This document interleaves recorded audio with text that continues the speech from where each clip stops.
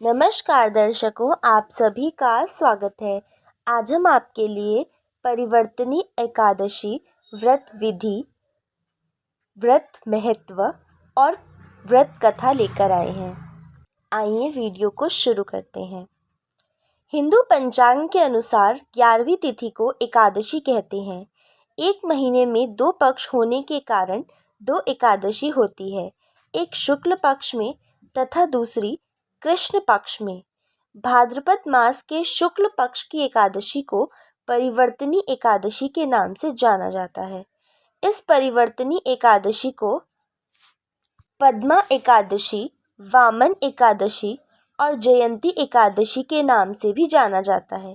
इस दिन भगवान विष्णु चतुर्मास की योग निद्रा के दौरान करवट बदलते हैं, इसलिए इसे परिवर्तनी एकादशी कहा जाता है। परिवर्तनी एकादशी के दिन भगवान विष्णु के साथ माँ लक्ष्मी की आराधना करने से शुभ फलों की प्राप्ति होती है। घर का भंडार सदैव धन धान्य से भरा रहता है। यह व्रत भगवान विष्णु की पूजा और उनके प्रति भक्ति के रूप में मनाया जाता है। मान्यता है कि इस दिन व्रत रखने से जीवन के पापों का नाश होता है और मोक्ष की प्राप्ति होती है। इस दिन व्रत रखने वाले भक्त को जीवन में सुख, संपत्ति और समृद्धि का आशीर्वाद मिलता है। आइए जानते हैं परिवर्तनी एकादशी पूजा विधि।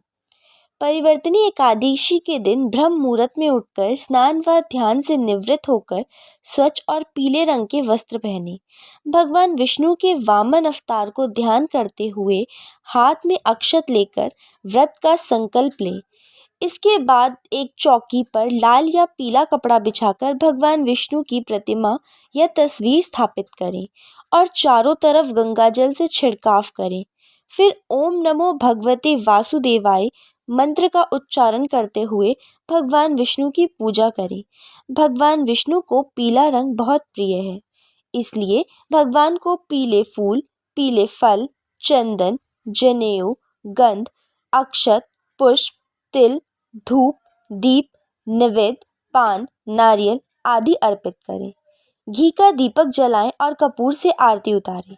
इस दिन विष्णु सहस्रनाम स्तोत्र का पाठ करने से सृष्टि के पालनहार श्री हरि विष्णु की विशेष कृपा भक्तों को प्राप्त होती है। इसके बाद परिवर्तनी एकादशी की कथा का श्रवण या वाचन करें। पूरे दिन विष्णु जी के नाम का जप एवं कीर्तन करते हुए यह व्रत पूरा करना चाहिए और सामर्थ्य के अनुसार दान पुण्य भी करें। इस दिन चावल और दही का दान करना उत्तम फलदायी होता है। परिवर्तनी एकादशी का महत्व। युधिष्ठिर कहने लगे कि हे भगवान, भाद्रपद शुक्ल एकादशी को क्या नाम है, इसकी विधि तथा महत्व कृपा करके कहिए।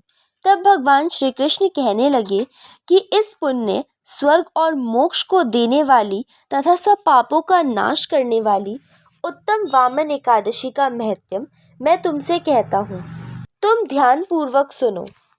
यह पद्मा परिवर्तनी एकादशी, वामन एकादशी, जयंती एकादशी भी कहलाती है। इसका यज्ञ करने से वाजपेय यज्ञ का फल मिलता है। पापियों के पाप नाश करने के लिए इससे बढ़कर कोई उपाय नहीं है।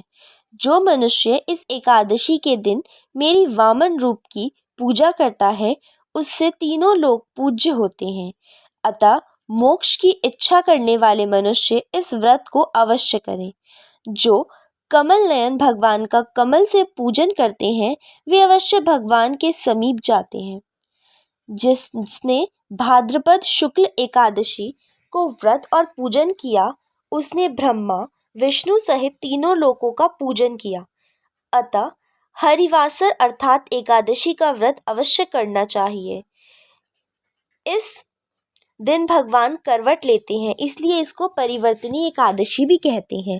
भगवान के वचन सुनकर युधिष्ठिर बोले कि भगवान, मुझे अति संदेह हो रहा है कि आप किस प्रकार सोते और करवट लेते हैं तथा किस तरह राजा बलि को बांधा और वामन रूप रखकर क्या क्या लीलाएं की।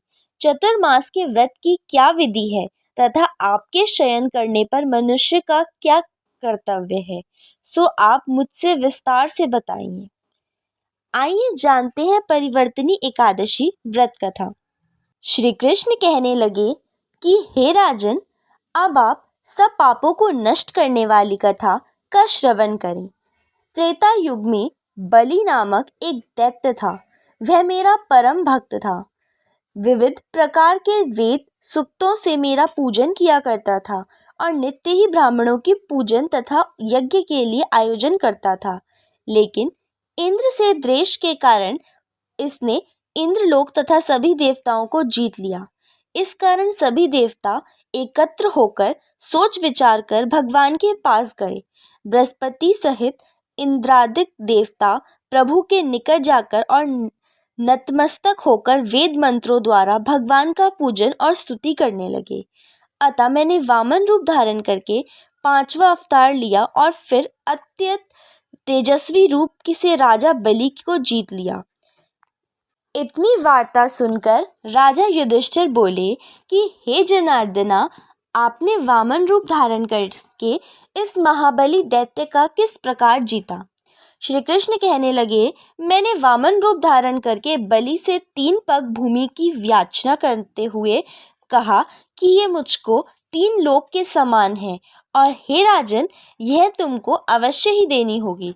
राजा बलि ने इसे तुच्छ याचना समझकर 3 पग भूमि का संकल्प मुझको दे दिया और मैंने अपने त्रिविक्रम रूप को बढ़ाकर यहाँ तक कि भूलोक में पद, भूवर्तिक से जंघा, स्वर्गलोक में कमर, महलोक में से पेट, जनलोक में हृदय, यमलोक में कंठ की स्थापना कर सत्यलोक में मुख, उसके ऊपर मस्तक स्थापित किया।